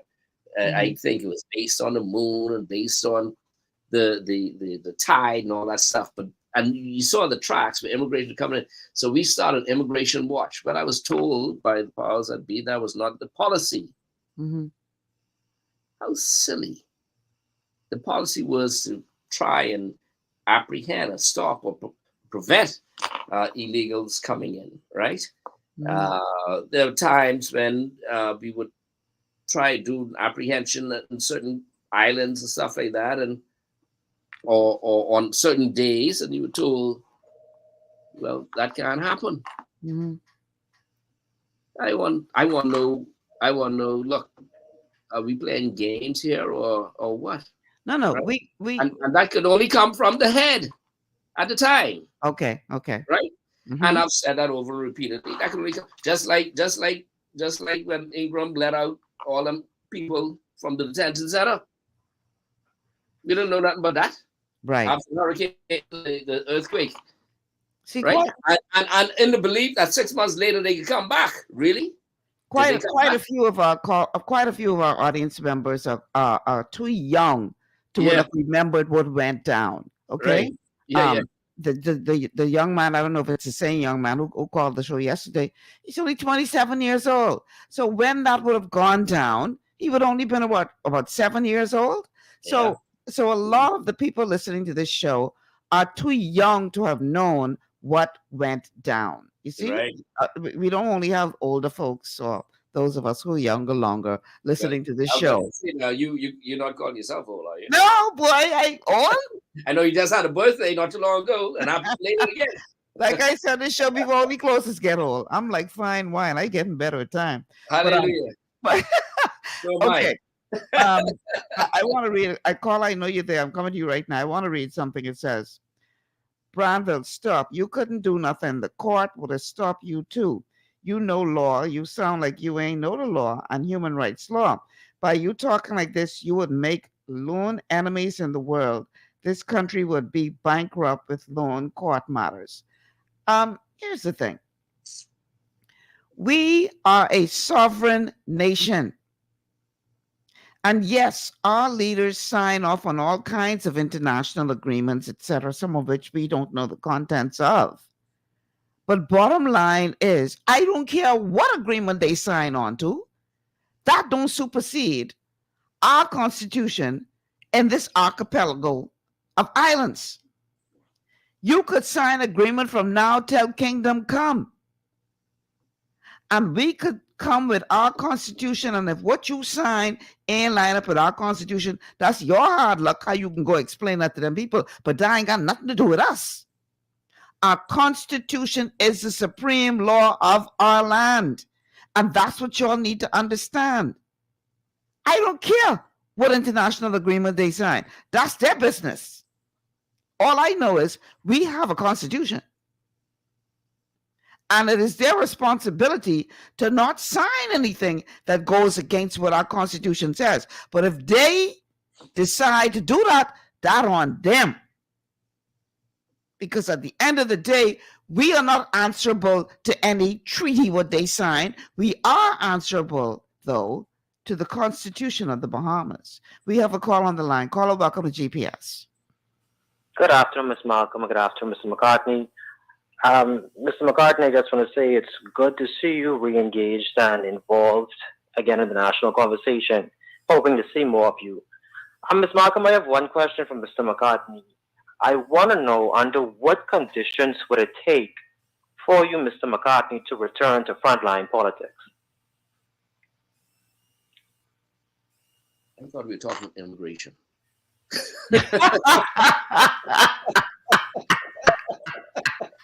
Michelle. Brian, say stay focused. Tell them we'll talk about on Thursday. No, I don't know. You don't have to answer if you don't wish, because we are talking immigration today. I've really been concentrating on my family now. My youngest daughter just graduated from law school, and she's going to a bar. My oldest daughter is getting married next year. Wow. And my youngest son is going off to military school in a couple days. So I have a lot going on personally, family wise and stuff like that. But I'm always here, hopefully to do whatever is necessary for the better of the country, give whatever advice, guidance, suggestions, no matter what. I want to see our country succeed. I don't know if there'll be time if I get back into frontline politics, but I learned one thing in politics is never say never, and that's where I stand right now.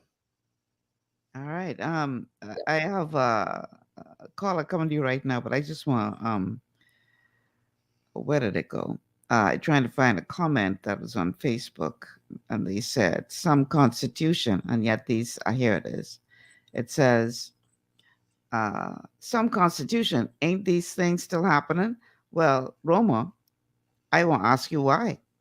If these things still happening and you have a constitution, why are you allowing it to still happen?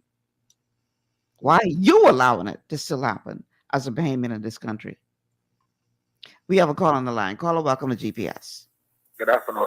Good afternoon, Lady Malcolm. How you doing? Good afternoon. Fine, thank you. Good afternoon, Brian. Good afternoon, sir. Yeah, listen. See, I was trying to call a little while ago to tell you, Brian, don't worry about these, because the last time I've been there, he's a rabid PLP pundit. And the last time I've been to the Prime Minister's office, he was standing there with his paper training Bruce Wayne too. So obviously it's alleged that he waking in the Prime Minister's office with 4 or 5 phones and about 4 or 5 radios. And all he do is call the talk shows to discredit anything what seemingly goes against the Brave Papers and the Progressive Party. So people like that you don't worry about. As a matter of fact, some of your own people in the party don't like him. But I hold it up, Brad. I hold it up. See, it ain't a point whether you hold it up or not. The man asked you a direct question. Who clipped your wings when it came to the immigration issue? That's what you got to do, That's clip your wings. If it's Hubert Ingram, say Hubert Ingram. You see, because we don't have too much more chances in this country with the way these immigrants all through the bush, all about in culture, all about in the bush in Biden, and all about all around me on the borders. And so we don't have no more chances, When we go to this next one, buddy, it is what it is. So when people, I know you, I followed you from the DNA and all of that. When people ask you questions, man, shoot straight, man. Let's shoot straight. I can hang up and hear. Crypto, I want to hear it. Answer the question over repeatedly. You say you've been around. You should have answered the question over repeatedly. I just answered prior to your call. But the bottom line is, I was not allowed to do certain things. I got into politics to do what was right, not to play politics. The only one who could have clipped your wings would have been the Prime Minister. It couldn't have been another minister, right? And there are certain things that happen in the Department of Immigration that you didn't even know anything about. I'll give an example. Persons were terminated in the ministry, and I didn't know anything about it. Wow. I had a meeting with them on a Friday evening. We were discussing some type of strategy and so on and so forth. Monday morning, I was told that people were terminated. Everybody looked at me and thought I was some type of you know what, because I knew about it. I didn't know anything about it. And I asked, I said, man, listen, you don't do business like that, man. I got to work with these people. I'm relying on these people to carry out the policies of the government. And I turn up here on a Monday and a bunch of people have been terminated. And I don't even know. How damn disrespectful. Out of order. Wow. Out of order. Out of order. You don't do business like that. You don't work like that. And I just a couple of days before, I met with all these people. I had a meeting with them, been negotiating, we discussing strategies and stuff like that in immigration. Following Monday, they gone, and then everybody can say what type of person I am, but I didn't know anything about it. Well, that's the way it used to happen. Just for trying to do your job that they put you there to do. Yeah. I tell y'all people, this thing go deep. This thing go deep. We trying to make this a surface argument. If y'all understand how deep this is festering and how deep this goes, y'all would understand why it's been festering for so long. This go deep. Deep enough to the point where leaders of this country, and I say leaders with an S, are willing to clip the wings of the very people that they put in these positions, who clearly didn't understand when they were put in these positions that you ain't really put there to fix nothing. You just there to say you're there. Right. This thing go deep, y'all. Yeah. And this is why I get annoyed when people try to make this, oh, this a PLP problem, oh, this F&M problem. This goes so much deeper than that. And until we acknowledge how deep this thing really goes, we don't have a chance at fixing it. We don't stand a chance. Right. We'll be here another 20 years having the same conversation while they laughing all the way to the bank. We got to take a break. Their bank. We got to take a break. When we come back, we'll continue the conversation. Stay with us. This is GPS. Lord.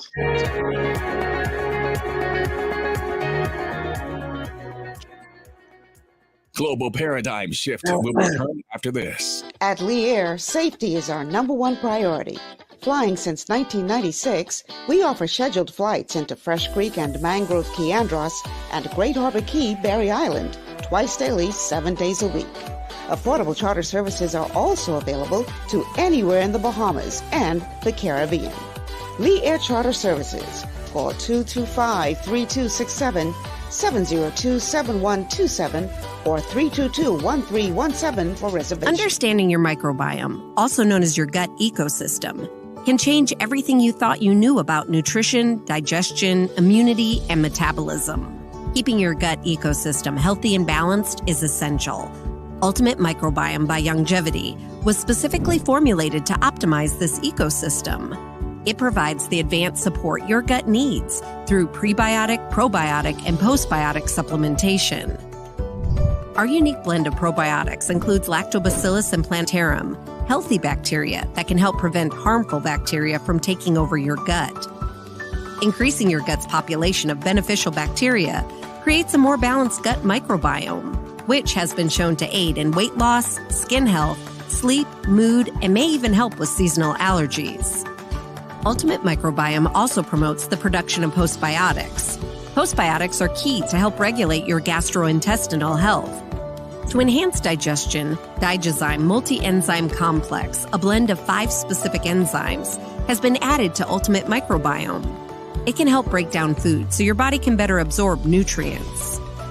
Plus, we've added our proprietary I-26 hyperimmune egg powder to aid in the elimination of disease-causing gut bacteria and help your body balance its immune response. Ultimate Microbiome, the scientific, proprietary, and holistic approach to gut health that helps optimize your body's entire gut ecosystem.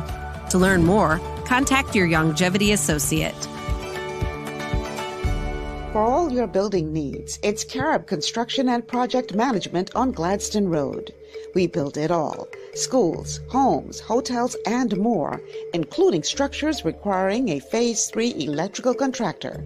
We also provide project management services. The first step towards your dream building begins at Carib Construction and Project Management. Call us at 376-1556 or 341-4466. One of the things I love about the Mailboat is their relationship with Bahamas Air. I can earn travel points on my international freight and redeem them when I fly. For me, online shopping is easy with Mailboat's U.S. addresses and regular freight delivery to Nassau. Plus, I can always prepay customs and freight, and they always notify me when my package arrives. Yeah, a lot of people think the Mailboat is just for shipping, but they also offer a safe and secure storage facility at affordable rates, all in a central, convenient location. We also offer passenger service into Freeport multiple times per week with a seating capacity of over 450 persons. With family movies on large screens, one hot meal included, and on-board lounge for snacks and soft drinks. We're the Mailboat. We're bridging people, products, and places.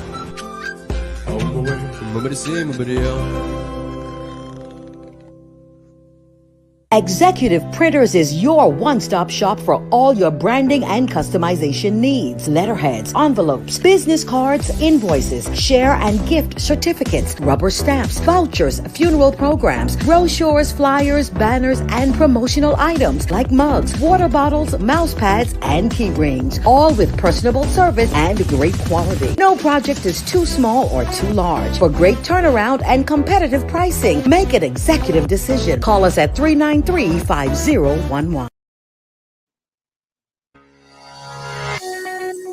And welcome back to GPS Global Paradigm Shift on Global 99.5 FM. Michelle Malcolm here with my guest, Branville McCartney, former Minister of State for Immigration. Clearly, we're talking about all of these controversies surrounding immigration that have been surfacing over the past several weeks. Boy, Bran, I don't know. I know you got a lot going on, and you often can make it when I invite you, but we only got 8 minutes left in the show. I got a zillion messages coming in. And I always feel so bad, when you do it. Huh? I always feel so bad when the last time I think I was off the island. Yeah, a couple of times I asked you off the island, and couldn't do it. But I have a bunch of messages on WhatsApp that I'm clearly not going to get to all of them. We have a caller on the line. Caller, welcome to GPS. Good afternoon, Mr. Michelle. Hi. Good afternoon to Mr. McCartney. Mm-hmm. I listened to the entire show, and I wish he could add up frontline politics, because really, the immigration problem that we have in this country, notwithstanding crime that we're not debating today, it is mind-boggling as to how we're going to deal with this immigration problem, because it's front and center of everything, and it has caused a substantial drain on our resources over the years, and it will continue to do that, because I agree with man, everything is about leadership, and Mr. Loftus-Roker said recently, I met with him some weeks ago. I was privileged to have a brief conversation with him, and when he was there, he was getting the job done. The country was in good stead, and when you go fast forward from 87 to now, look where we are. Right, so much has happened, and most of the callers a lot of them just make it political, and it's not. It's about the soul of the Bahamian society. It's about us as a people. When we allow people to continue to migrate to the Bahamas at these alarming rates, and there's no regulation in place, no checks, no balances, and we continue to have this domino effect, because the persons that hold the top office at that time fail to do their job and make whoever the minister responsible for immigration or whoever is in the seat, they're only carrying out the wishes of the prime minister. Like I said this just recently on another show. That could only happen with Keith Bell, because the prime minister allowed it to happen. That's the only way it could have happened. and one or two callers call in and confirm them. That's the only way it's going to happen. And until we find a prime minister who is concerned with the well-being of the Bahamian people, Michelle, and you've been doing an awesome job over the years. I don't know where we're headed, but I don't see a good projection going forward. Not in the present situation. All right, thank you, caller. Brian, you want to respond? I totally agree. It all boils down to leadership in terms of how we move this country forward, or what we do, what not do. It all boils down to leadership as to where we are now with the immigration problem. We didn't have to be in the state. We didn't have to be in the state. It all boils down to leadership. And it's not one party, as you mentioned earlier, it's PLP and FNM that really dropped the ball, quite frankly. I want to read a comment. This one is coming in from Roma. It says, the Honorable Loftus Roca was clipped. McCartney appears to have been clipped. As far as immigration, it's as deep as the person running the country at the time. Suck my teeth. Well, here's the thing, Roma. You ever wonder why all of these prime ministers who appear to be strong in other areas, why all of a sudden when it comes to this particular issue, many of them all of a sudden don't have the backbone that they have in other issues? You ever thought to look beyond the surface, beyond the argument of, oh, this is a PLP or a problem, or oh, this is an F&M problem? You ever thought to look beyond the surface as to why all of these prime ministers, some of them very forceful personalities, they ain't got no problem to stand up to nobody with regard to nothing except for this particular issue? Use your head, man. It don't take a genius to figure out that something else is contributing to this problem. A part of the problem that we face in this country is we too shallow in our thinking and analysis. All y'all could see is political party colors, whether it's PLP or FNM or COI or whoever else. And you ain't looking beyond that. And that's a part of our problem. We so blinded by these political colors, we can't see what is really going on right before our eyes. You name some of our former prime ministers, man, they was tough fellas. Come down hard. But when it comes to this issue, all of a sudden, tail going between the leg. Why? It can't just be, oh, this is a political, something else is contributing to this. That's all I'm saying. You ain't got to be Albert Einstein to figure that out. Now, what we do need to figure out is how we going to overcome this problem, because it is a problem. Because if you could go back as far as Loftus Roca, decades ago, who warned from then we was going to have this problem, and yet was clipped. You fast forward a couple decades, you had a Branville McCartney. Some may not have agreed with his tactics, but he too was apparently clipped. You got all these prime ministers who were strong in other areas. Why are they so weak when it comes to this?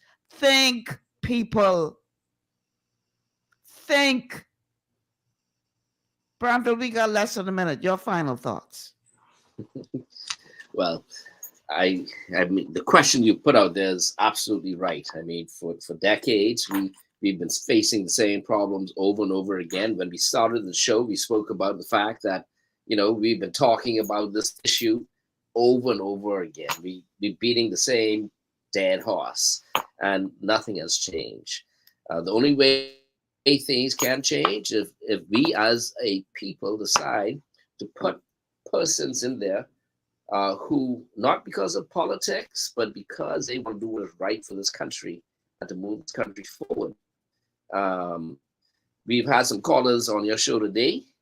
That scares me because that's the kind of people that would seem to be voting, and they seem not to have much sense. Some of them. I'm sorry, they seem not to have a lot of sense. And that is our problem today, because ultimately it depends on the Bahamian people on how we move forward. We keep on doing the same thing over and over again and expecting to say a different result. What is that? Insanity. And that's where we are today. It's insanity. Because ain't nothing changed since Loftus Roca time. Ain't nothing changed. You know, you need persons with the political will to do what is right for the Bahamian people and by extension this country, so we could get our country where it ought to be. And certainly where we are now is where we ought to be. And we're just talking about immigration. There's so many other issues relative to where we ought to have been more advanced. Brian, we out of time. I want to say thank you so much for being a part of the show today. I really appreciate you, because I know you got a lot going on, and I just want to say thank you, and hopefully we can do this again some other time in the future. But for now, it's 4:01, and I got to say adios. But thank you, Brian. I appreciate you. Thank you so much for doing the show today. Thank you very much for having me. I do appreciate it. All right, got to get out of here. Tomorrow is Wellness Wednesday, which means that we're going to be looking at an issue that is of importance to your health. I hope you all come with as much passion for tomorrow as you did today. I ain't going my breath. Until then, I'm Michelle Malcolm. Thank you so much for tuning in, everybody. Thursday, we're going to be talking about this whole problem of the rape culture in this country. Because, you know, when you're going to abduct a 9-year-old child and violate a 9-year-old child, what kind of society are we living in? We got to talk about this. Thursday's the day. So I'll see you guys tomorrow, and then I'll see you on Thursday. And then Friday, open line, where we talk about the week that was. I'm Michelle Malcolm. Thanks for tuning in, everybody. Have a good afternoon.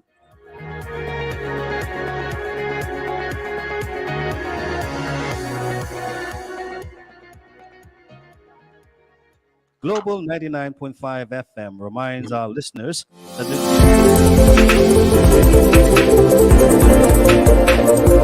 the